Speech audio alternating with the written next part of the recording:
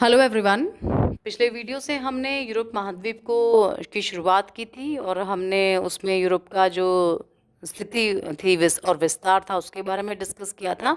साथ ही जो यूरोप का संरचनात्मक स्वरूप था उसके बारे में भी चर्चा की थी।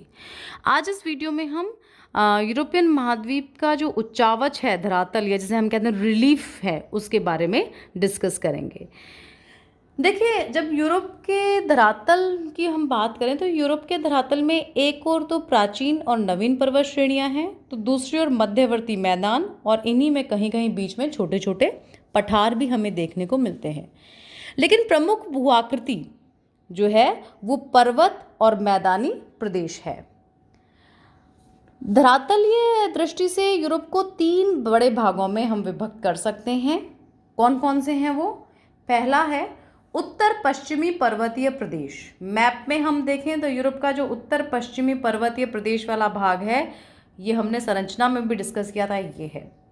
फिर है मैदानी प्रदेश, ओके, या जिसे हम कह सकते हैं central plains of Europe, Europe का मध्यवर्ती मैदानी भाग।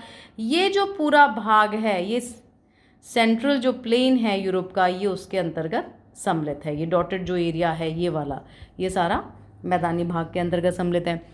और तीसरा जो है दक्षिणी पर्वतीय प्रदेश, यूरोप के जो साउथ वाला जो पार्ट है, ये जो हिस्सा है दक्षिण वाला, वो इसके अंतर्गत सम्मिलित है। क्लियर?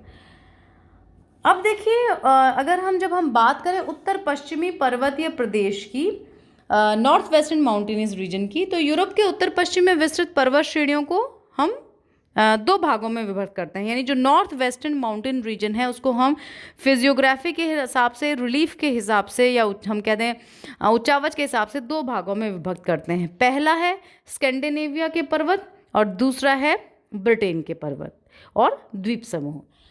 अब देखिए, जब स्कैंडिनेवियन माउंटेन्स की हम बात करें तो ये ऊंची पर्वत भूमि, ये जो बहुत ही ऊंची पर्वत भूमि है और इस ऊंची पर्वत भूमि का विस्तार 2 लाख वर्ग किलोमीटर पर है।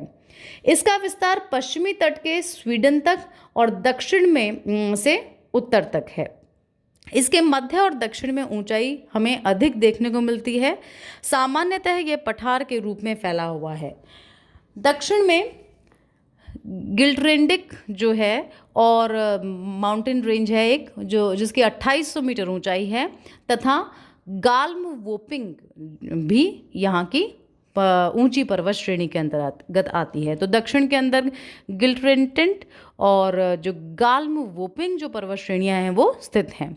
मध्य में केयोलिन पर्वत श्रेणी हमें दूर तक विस्तृत देखने को मिलती है। उत्तर की ओर बढ़ते बढ़ते ये उच्च भूमि नीची और तंग हो गई है। यानी जैसे हम उत्तर की ओर जाते हैं तो जो लैंड एरिया है वो काफ़ी निचले भाग के अंतर्गत हम कह सकते हैं लो लैंड है, और साथ ही साथ सकड़ा भी होता जाता है। प्राचीन समय में ये पर्वत हिम ग्लेशियरों से प्रभावित हुए थे, तभी पश्चिमी फियोर्ड तटों का निर्माण हुआ। जो फियोर्ड जो कोस्ट हैं वो ग्लेशियल इरोजन के कारण बनते हैं, ये आपको ध्यान रखना है। एक ग्लेशियल टोपोग्राफी, जो हिमनद उच्चावच जो है वो हैं फियोर्ड कोस्ट्स। यहाँ शांत जल से एकदम 2000 मीटर तक की ऊंचाई के पर्वत हमें मिलते हैं। इन पर्वतों में हमें ग्लेशियर्स भी काफ़ी देखने को मिलते हैं। दूसरा जो पार्ट है नॉर्थ वेस्टर्न माउंटेन रीजन का, वो है ब्रिटेन तथा अन्य द्वीपों के पर्वत, mountains of Britain and other adjacent islands. Scandinavia के समान ही प्राचीन रवेदार शैलों आयरलैंड, स्कॉटलैंड, कार्नवल और फ्रांस तक हमें देखने को मिलती हैं। यानी जितनी भी ओल्ड माउंटेन रेंजेस हैं वो हमें देखने को मिलती हैं। पिनाइन और स्कॉटलैंड के पर्वत भौतिक दृष्टिकोण से एक सी प्राचीन शैलों से बने हुए हैं। दोनों पर्वत क्रमों की ऊंचाई बर्फ व जल के प्रभाव से घट गई है। स्कॉटलैंड में ऊंचाई 600 मीटर तक मिलती है। स्कॉटलैंड की पश्चिम तटीय और पूर्वी तटीय शैलों के रूप में भी हमें भिन्नता देखने को मिलती है।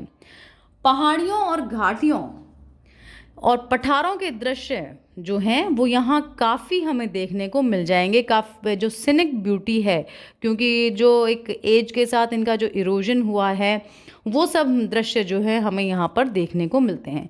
पिनाइन पर्वत क्रम में परतदार शैलों के नीचे कोयला भी यहाँ पर मिलता है। इन पर्वतों पर वन बहुत अच्छी मात्रा में, अच्छे संख्या में हमें देखने को मिलते हैं, और गुंबद नुमा जो पर्वत हैं वो भी हमें इस क्षेत्र में देखने को मिलते हैं।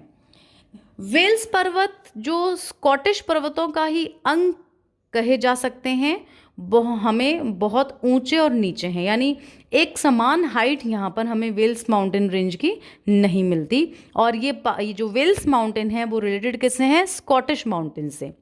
यहाँ के पर्वतों का ही अंग जो है हमें ये मिलता है।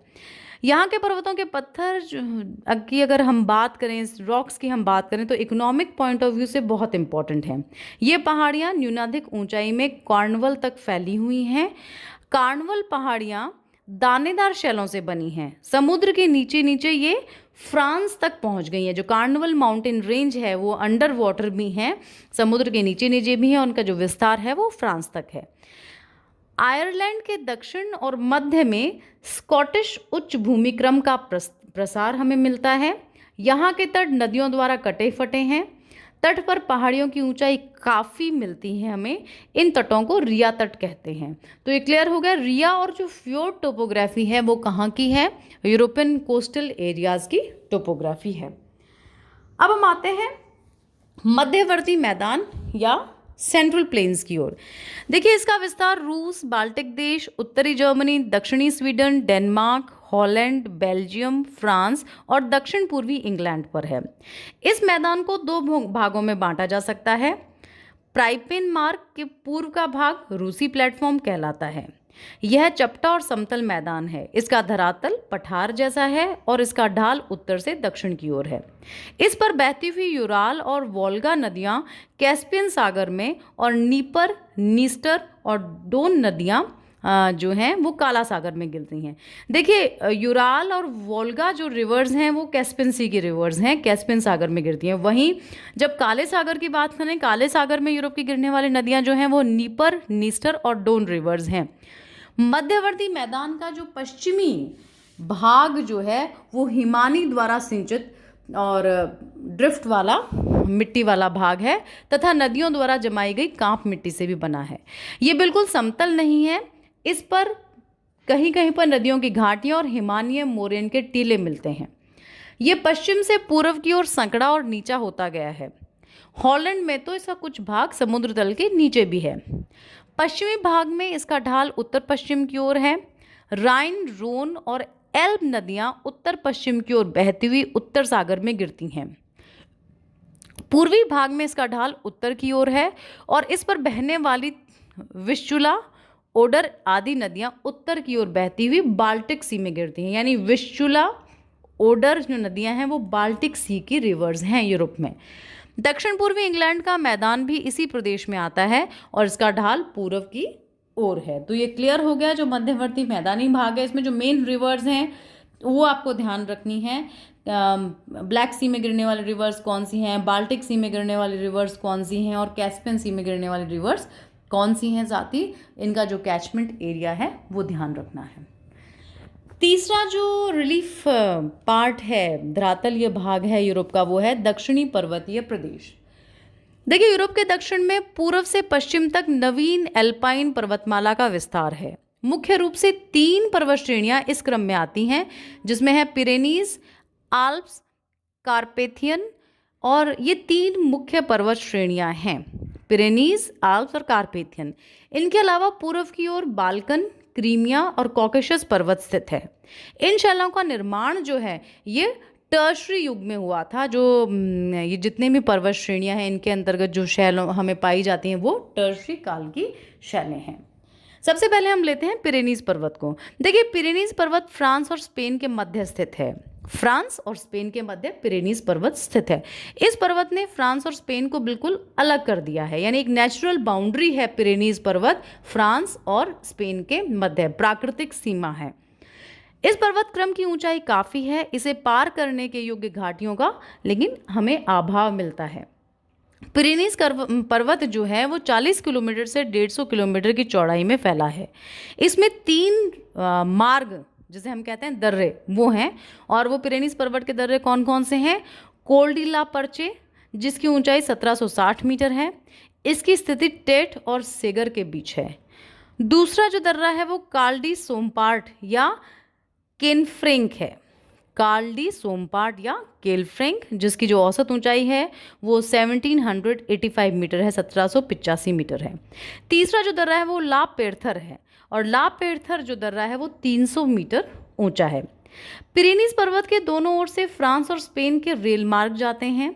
पिरेनीज के मध्य में स्थित मोंट पेर्डू है, जिसकी जो औसत ऊंचाई है वो 4000 मीटर है। इसके पश्चिम में विनामाला शिखर है, जो भी 4000 मीटर ऊंचा है। पूर्व में अथनाऊ के माउंटेन्स हैं, जिनकी ऊंचाई 4018 मीटर है। प्लूगल जो शिखर है वो भी इसी पिरेनीज पर्वत का ही रेंज का ही पार्ट है। और ये प्रुगमल जो शिखर है वो सी लेवल से, समुद्र तल से 3216 मीटर ऊंचा है। तो पिरेनीज पर्वत श्रेणी नेचुरल बाउंड्री है, फ्रांस और स्पेन के मध्य है, ठीक है।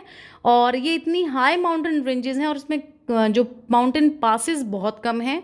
मेन माउंटेन पासेस या जो दर्रे हैं वो 3 हैं पिरेनीज पर्वत श्रेणी में। कोल डी ला पर्चे, उसके बाद काल्डी सोपार्ट, और फिर ला पेर्थर।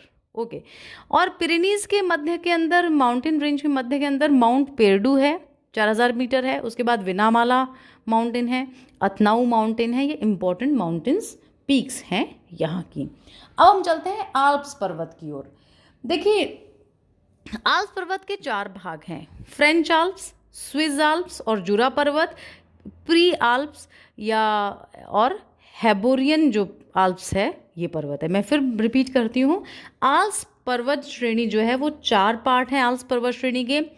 पहला है फ्रेंच आल्प्स, दूसरा है स्विस आल्प्स व जूरा पर्वत, तीसरा है प्री आल्प्स, और चौथा है हेबोरियन आल्प्स, जो कि इसे हम दक्षिणी पिनाइन आल्प्स भी कहते हैं। आल्प्स पर्वत यूरोप के सर्वोच्च पर्वत हैं। इनकी स्थिति भूमध्य रेखा और उत्तरी ध्रुव के मध्य में 225,000 वर्ग किलोमीटर पर है। यहाँ अनेक समानांतर श्रेणियाँ हैं। ये मोरदार पर्वतों में के अंतर्गत गिने जाते हैं, यानी फोल्डेड माउंटेन्स के अंतर्गत गिने जाते हैं। इन पर्वतों की श्रेणियां 4000 मीटर से अधिक ऊंचाई हैं। सेवाय की माउंट ब्लैंक शिखर 500 मीटर ऊंची है। केवल जो अगर हम आल्प्स की एवरेज हाइट की बात करें तो देखिए वो 4000 मीटर है, सिवाय माउंट ब्लैंक के। माउंट ब्लैंक आल्प्स का ही पार्ट है, लेकिन ये मात्र 500 मीटर ऊंचा है। इस पर्वत क्रम में लगभग 28 घाटियां हैं, जिनकी ऊंचाई 2000 मीटर से 3000 मीटर तक है। आल्प्स पर्वत में ग्लेशियरों द्वारा बनाई गई झीलों के दृश्य भी हमें देखने को मिलते हैं। और आल्प्स पर्वत में स्थित स्विट्जरलैंड जो है देश का, यूरोप का बहुत ही खूबसूरत शहर है। यानी स्विट्जरलैंड भी हमारे जो आल्प्स माउंटेन रेंज के अंतर्गत स्थित है। और आल्प्स माउंटेन रेंज की सबसे जो छोटा जो माउंटेन है वो माउंट ब्लैंक है, जो मात्र 500 मीटर ऊंचा है। अगला जो है वो है कार्पेथियन पर्वत, यूरोप का।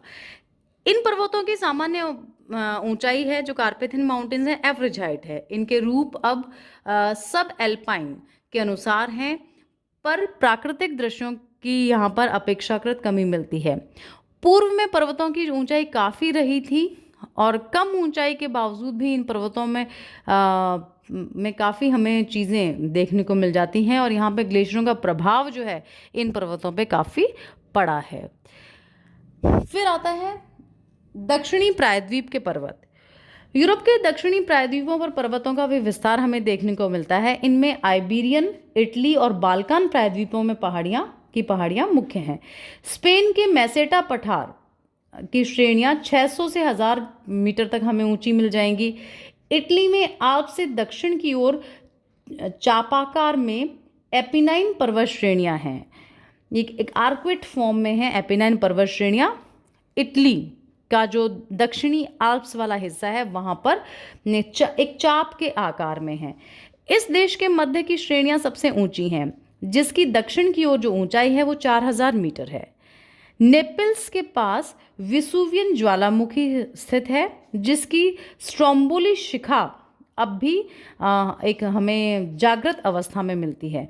तो विसुवियस जो माउंटेन रेंज है, जो विसुवियस माउंटेन है, वहाँ पर एक वॉल्केनो है, ज्वालामुखी है, स्ट्रोम्बोली ज्वालामुखी ब्रांच कहते हैं इसको, और ये अभी भी एक्टिव ज्वालामुखी, जागृत ज्वालामुखी के अंतर्गत आता है। बाल्कन प्रायद्वीप पर भी अनेक पर्वत फैले हैं। इन प्रायद्वीप के मध्य में पिंडस पर्वत हैं, जिनकी श्रेणियों की जो ऊंचाई है वो 1500 मीटर से 2000 मीटर के आसपास है। सबसे ऊंची श्रेणी जमरूकल 2564 मीटर है और कडिमालिया जो है 2494 मीटर ऊंची है। ये शिखर चौरस और गुंबदाकार हैं। पश्चिमी बाल्कन पर्वत जो बल्गेरिया की सर्बिया से अलग करते हैं, वो औसत 1500 मीटर के आसपास हैं। तो जो वेस्टर्न बाल्कन माउंटेन रेंज है वो बुल्गारिया और सर्बिया जो देश हैं उनको अलग करते हैं। यहाँ सबसे ऊंचा शिखर पिट्जुर है जो 2500 मीटर ऊंचा है। दक्षिण में स्ट्रिडना गोरा स्थान है, जिसकी जो ऊंचाई है वो बहुत अधिक है, 1386 मीटर है। इन सभी प्रायद्वीप पर्वतों की रचना जो है वो अल्पाइन पर्वतक्रम के समय में हुई थी। अब हम बात करते हैं मध्य के प्राचीन पर्वतों की। देखिए, यूरोप में आल्प्स के समानांतर दक्षिणी फ्रांस से लेकर बोहेमिया तक नीचे पर्वत फैले हैं। इनमें से बहुत से तो वायु, वर्षा और हिम यानी ग्लेशियर्स के प्रभाव से निम्न पठारों में परिवर्तित हो गए हैं। इनका निर्माण प्राचीन शैलों से हुआ है। इनमें सिवेनीज और ऑर्वग्नीज जो दक्षिणी फ्रांस में स्थित हैं। राइन नदी के पश्चिम में जूरा पर्वत, बोस्जेस पर्वत और आर्डनीज पर्वत हैं, जिन्हें उच्च पठार भी कहा जा सकता है। पश्चिम में ब्लैक फॉरेस्ट, जूरा हॉर्ज और स्वाबियन पर्वतीय भूमि है। इस भाग में अनेक प्राचीन शैलें हैं जिसमें यू आकृति की घाटियां पाई जाती हैं। चेकोस्लोवाकिया में बोहेमिया, फ्रांस में आर्डेनीज, जर्मनी में रॉबर्ट्सवॉल्ड, ये सब पर्वत श्रेणियां हैं। ये निम्न पर्वत श्रेणियां और सपाट पर्वत श्रेणियां हैं और इनके ढालों पर वनों से आच्छादित हैं। इन पर्वतों में हमें काफ़ी घाटियां भी देखने को मिलती हैं। अब ये जो भी हमने डिस्कशन किया है, इससे ये स्पष्ट होता है कि यूरोप का धरातल विविधता से युक्त है। यूरोप का सर्वोच्च पर्वतीय शिखर माउंट एल्ब्रूस है। एल्ब्रूस हाईएस्ट माउंटेन रेंज है। इसकी जो ऊंचाई है समुद्र तल से वो 5633 मीटर है, जो काफ पर्वत में है। माउंट ब्लैंक की ऊंचाई 4807 मीटर है, जो आल्प्स में है। मध्य का मैदानी भाग उत्तम कृषि वाला क्षेत्र है। जो ग्रासलैंड पार्ट है वो काफ़ी अच्छी यहाँ पे एग्रीकल्चर होता है। स्पेन, फ्रांस, आइबेरिया, बोहेमिया जो हैं वो जर्मनी के उच्च क्षेत्र के पठारी भाग हैं। संपूर्ण रूप से यूरोप का धरातल यहाँ की जलवायु, कृषि और अन्य आर्थिक व मानवीय क्रियाओं को नियंत्रित करता है।